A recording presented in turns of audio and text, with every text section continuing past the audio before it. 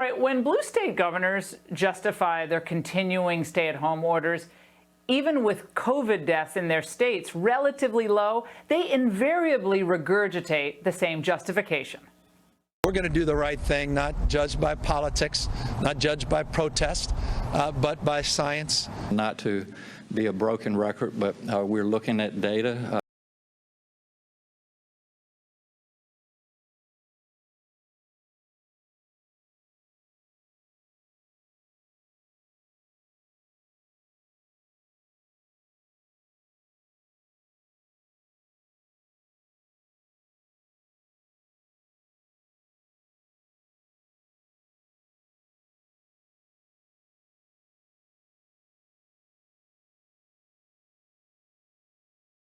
We have to make the best informed decisions based on data and science with the information we have.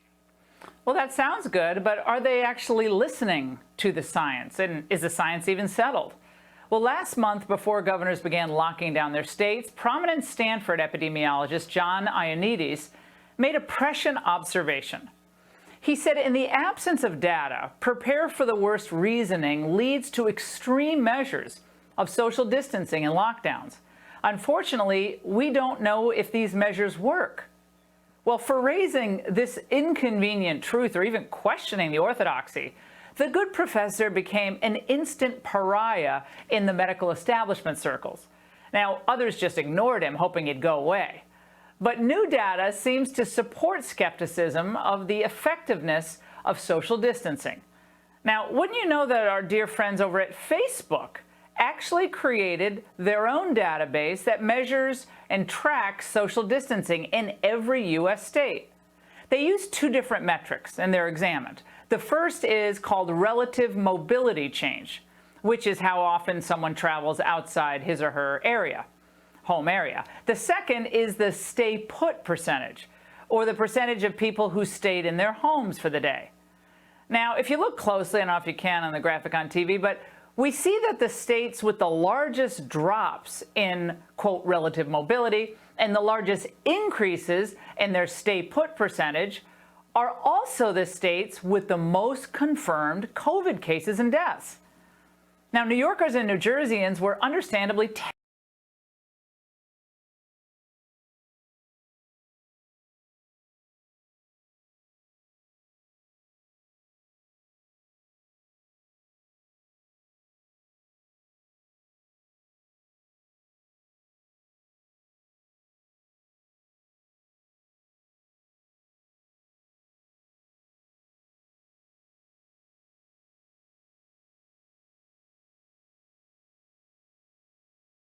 stay put percentage are also the states with the most confirmed COVID cases and deaths. Relative mobility and the largest drops in, quote, relative mobility and the largest increases in their stay put percentage are also the states with the most confirmed COVID cases and deaths. Now, New Yorkers and New Jerseyans were understandably terrified about this virus and took the stay-at-home orders quite seriously. But nevertheless, the virus continued to spread. Would it have been worse without the social distancing? Maybe.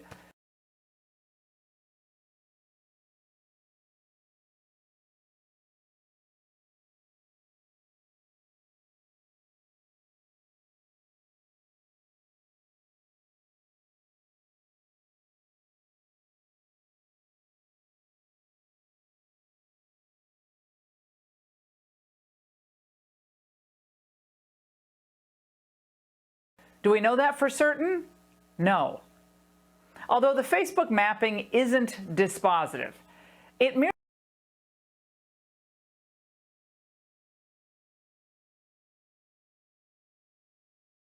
confirms, or reconfirms, I should say, what we need to ask and the questions we need answered about the true efficacy of these social mitigation measures.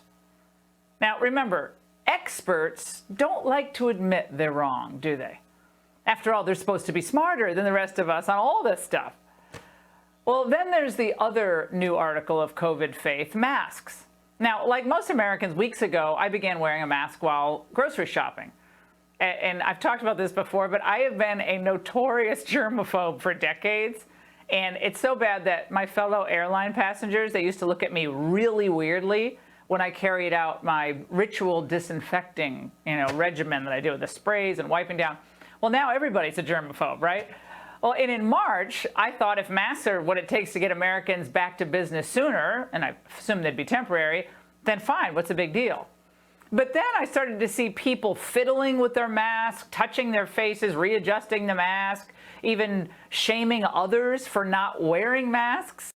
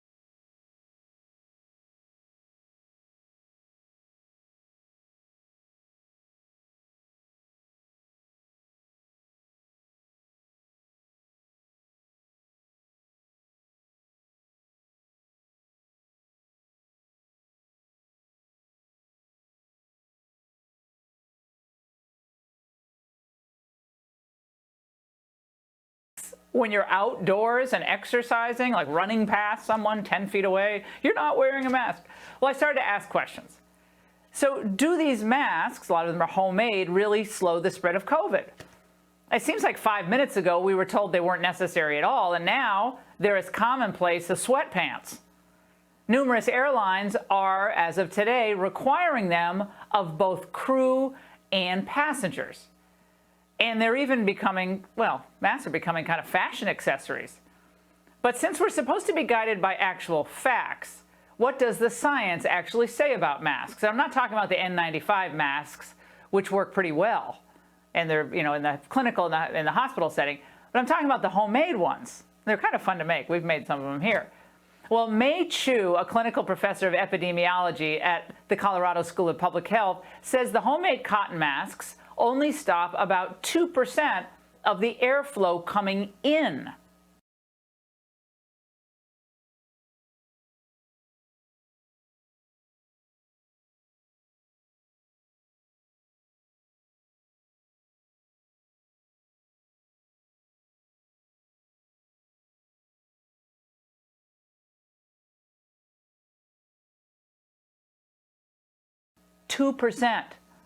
And those surgical blue masks that you see all around and people throw them away, they're in the gutters now, they're like an ecological hazard. While they're good in the, again, medical setting, operating room, in and out of medical procedures, they aren't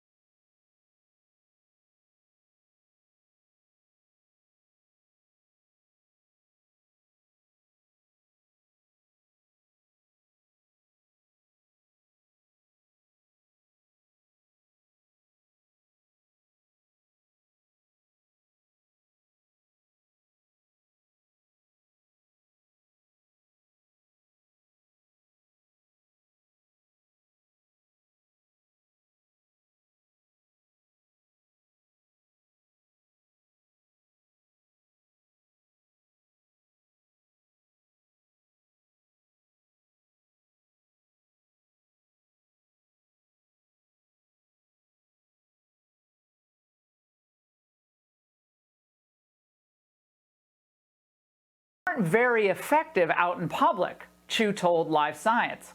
She said, these masks don't seal against the face. About 70% of the outside air moves through the mask, and about 30% travels around the sides. In other words, the masks don't catch the droplets.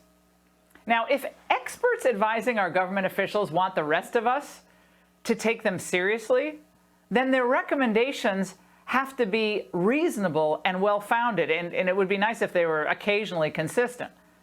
If they're not, no one's going to listen. And if they're not held accountable for being wrong, then I don't know where that leaves us. I'm telling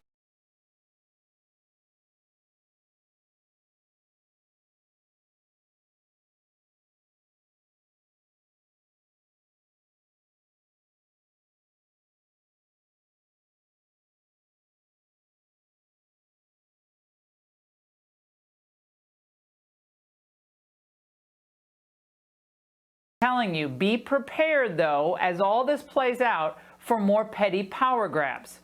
And I'm talking about of the sort we've seen from Michigan Governor Gretchen Whitmer. Today, anti-shutdown protesters converged on the state capitol there. Presumably, state reps listened, and they adjourned, the Republicans, without extending the state of emergency in Michigan. We'll see what Governor Whitmer does now. Apparently, she's just yawning. Americans, though, are smart. And now they're in self-preservation mode, and they're beginning to ask more questions.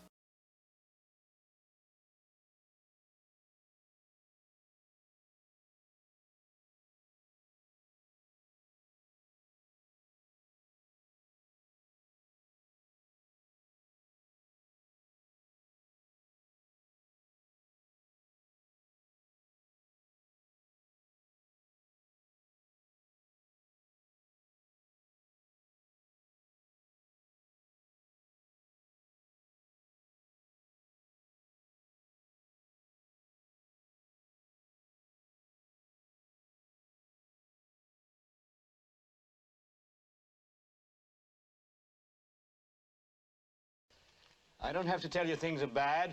Everybody knows things are bad. It's a depression. Everybody's out of work or scared of losing their job. The dollar buys a nickel's worth. Banks are going bust. Shopkeepers keep a gun under the counter.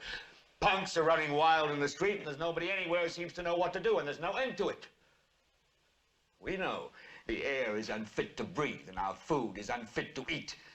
We sit watching our TVs while some local newscaster tells us that today we had 15 homicides and 63 violent crimes, as if that's the way it's supposed to be. We know things are bad, worse than bad. They're crazy. It's like everything everywhere is going crazy, so we don't go out anymore.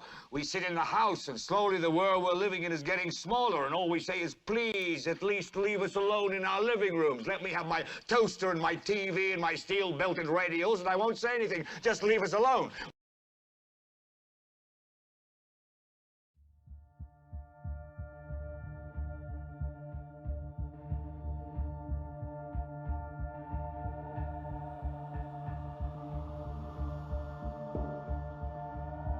All you're doing is you're padding statistics. You're putting people on that have COVID-19. If they didn't have it, you're making the death rate for New York City a lot higher than it should be. To be honest with you, all of the death certificates they're writing COVID on, all of the death certificates, whether they had a positive test, whether they didn't. So I think, again, this is my personal opinion. I think, like the mayor in our city, they're looking for federal funding, and the more they put COVID on a death certificate, the more they can ask for federal funds. So I think it's political. I had one that was autopsy because it was furious. And apparently, and I don't know who the Supreme Court Justice is, but the Supreme Court Justice was related to this family. And she says, I know my sister didn't die of COVID-19. She said she had Alzheimer's and they didn't suction her. You have to suction because they forget how to swallow. And right away they put down COVID-19 on her death certificate, and this Supreme Court Justice, whoever it is, contacted the hospital. They did an independent autopsy. Bingo, no COVID-19. We know there are many unanswered questions during this pandemic. We've been out in the street talking to some folks who are on the front lines, talking to the unsung heroes of the people of New York City, people, for example, in funeral homes. And we've talked to these unsung heroes, and we've discovered some troubling things, some things that should disturb us. This will just be part one of an ongoing investigation into fraud, waste, abuse, corruption in COVID.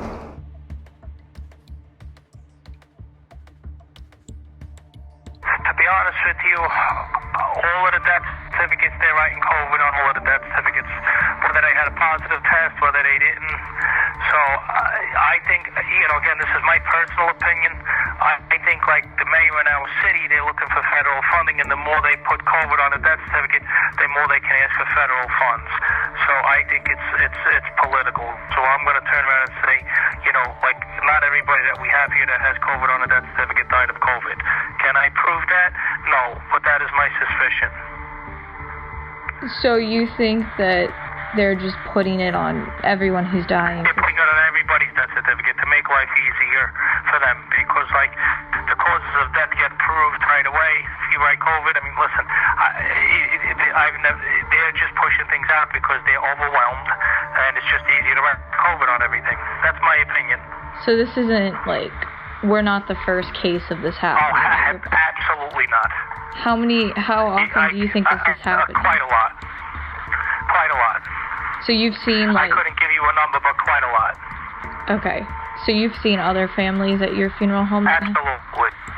Absolutely. I've seen causes. I've seen people, say COVID in the family, somebody never tested, we don't know, and they're writing it anyway. Because if, the law allows them, like, if it's in their medical opinion, it allows them to write it. So they don't even have to prove it. So do you think that they're doing it to help the mayor, or? No, I think they're doing it to help the mayor. I think the mayor is ordering it from down, because the more deaths that they report from COVID, the more money they can go and ask the federal government for. They put 100 COVIDs, I'm going to tell you all 100 people didn't have COVID. How can I tell you what percentage? No, but I can tell you this is what they're doing. And they're not even testing these people for COVID. They're not even testing these people. If the doctor thinks you had COVID, he's allowed to write it down. Listen, you asked the question, I'm going to give you the answer. I'm sorry if the answer may not be what you want to hear, but I'll apologize for that. I'm not going to lie to people. Mike Lanza was not the only funeral director we heard this story from. His observations were shared by many. All putting COVID on a lot of death certificates because people that are going to their hospital, any kind of respiratory distress, respiratory problems, pneumonia, the flu-like symptoms lead into the COVID-19. Sure. So, it's hard for them to put their finger on it. So just to be safe, or what does it matter? I guess that's my confusion, is if he dies, he's got a heart condition, but they're going to say... For me, all you're doing is you're padding the statistics. You're putting people on that have COVID-19. If they didn't have it, you're making the death rate for New York City a lot higher than it should be. A lot of people have been dying at home. Okay? And the problem is the medical examiner, if you had a private doctor, the medical examiner would speak to the private doctor over the phone, clear it up, bing, bang, it's all done. But now if you don't have a private doctor and you are on any medical care, they're automatically putting down on the death certificate COVID-19 because they don't want to go. They're so overwhelmed, A, and B, they're not going out to houses anymore. They would go out to the house. They would investigate the scene. They would do some, testing at the scene and then come up with a conclusion as to he had heart disease. But now they're putting everything as COVID-19, so they're padding the numbers that are making it look like, yes, we do have a lot of deaths. I'm not going to say we have been overwhelmed with them, but you start to say how many of them are actually COVID-19, or are the ME just putting it because they don't want to go to the scene? Okay. Because my sister was, she was... I had a 40-year-old man that died in his house, okay? They didn't even go to the house. The guy had no underlying causes, no medical conditions. They released him from the house without even going, saying he had COVID-19 because he had a fever. But now, how do you know that's what he had? You don't. But now your death certificate shows he had COVID-19. Guy that I just buried, I just came back a little while ago from Long Island National Cemetery. When they called me from the nursing home, they said, did Raymond have COVID-19? He said, well, no, it was variants of drive, but we're assuming they all have it. Remember, I used to assume that when I went to the hospital, she had no answer. I can't answer you, she said. They put down on Raymond's death certificate, didn't have COVID-19. Wow. Oh my, who's this woman? I was at a nursing home in Dutchess County. Wow. And they're just assuming just because... Because a couple of people had it, so everybody has it now. I just wonder what the point of that is. I know, but, you know,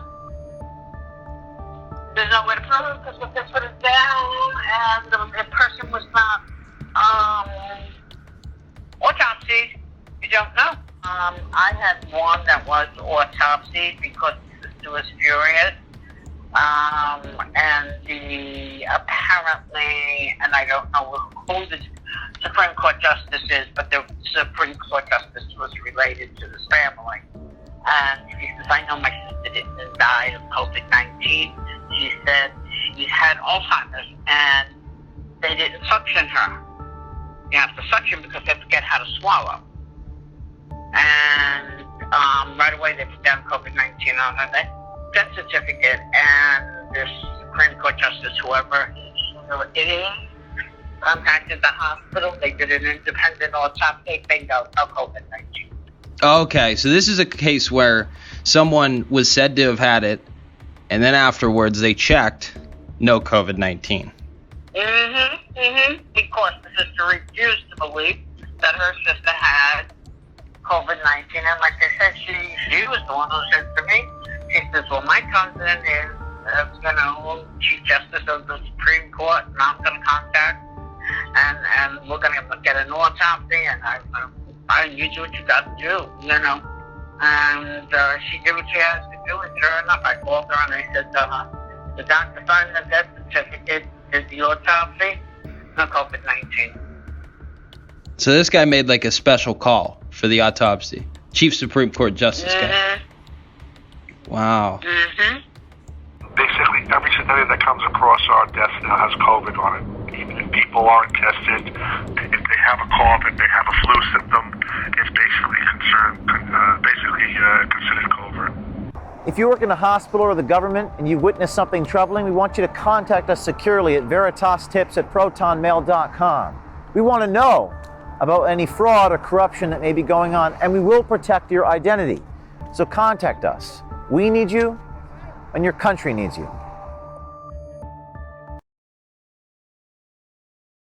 Well, I'm not going to leave you alone.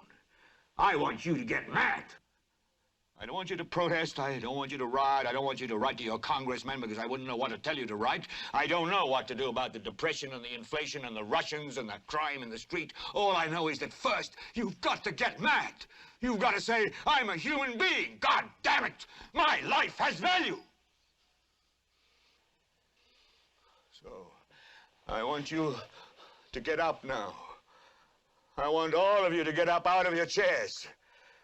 I want you to get up right now and go to the window, open it, and stick your head out and yell, I'm as mad as hell, and I'm not going to take this anymore. I want you to get up right now. Get up, go to your windows, open them, and stick your head out and yell, I'm as mad as hell, and I'm not going to take this anymore. Things have got to change. How many stations does this go out? You've got to get mad. 67. I know it goes to Louisville and Atlanta. I'm not going to take this anymore. Then we'll figure out what to do about the depression and the inflation and the oil crisis. But first, get up out of your chairs, open the window, stick your head out and yell, and say, I'm as mad as hell, and I'm not going to take this anymore. Who are you talking to, Herb? CGG, Atlanta. Are they yelling in Atlanta, Herb? Are they yelling in Atlanta, Ted? But first, you've got to get mad. You've got to say, I'm as mad as hell, and I'm not going to take this anymore. They're yelling in Baton Rouge. Get up out of your chair. Son of a bitch! We struck the mother load! Stick your head out of the window, open it, and stick your head out and keep yelling and yell, I'm as mad as hell, I'm not going to take this anymore. Just get up from your chairs right now. Go to Where the you window. going? I want to see if anybody's Everybody yelling. just go to the window, open it, and stick your head out and yell and keep yelling. I'm mad as hell! I'm not going to take this anymore!